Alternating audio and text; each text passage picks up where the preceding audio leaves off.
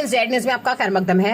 Range officer महकमा जंगलात आरिफ मिर्जा ने तालिब चौधरी के हमरा निकाय मंजियाड़ी गुरसाई जड़ावाली गली का दौरा किया। उन्होंने कहा कि जंगली जानवरों को पानी की कोई परेशानी नहीं आने दी जा रही और महकमा की जानिब से मुसाफिरों के लिए जंगल में हर जगह तालाब और टैंक बनाए गए हैं। उन्होंने कहा कि आपके चैनल के जरिए मेरी आवाम से गुजारिश है कि जंगल को बचाने में हमारी मदद करें, जंगल की हिफाजत करें, जंगल को नुकसान न पहुंचाएं। आगे देखिए हमारे ब्यूरो चीफ तालिब चौधरी की ये रिपोर्ट।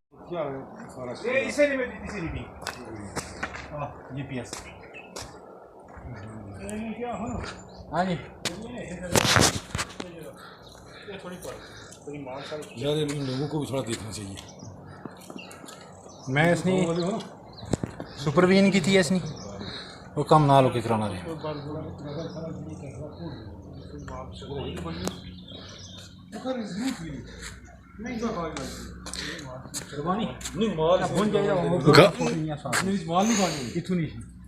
इसने पता क्या करना है, इसी क्या करना है कि पानी यूज करना बाल्टियों भरी जाए।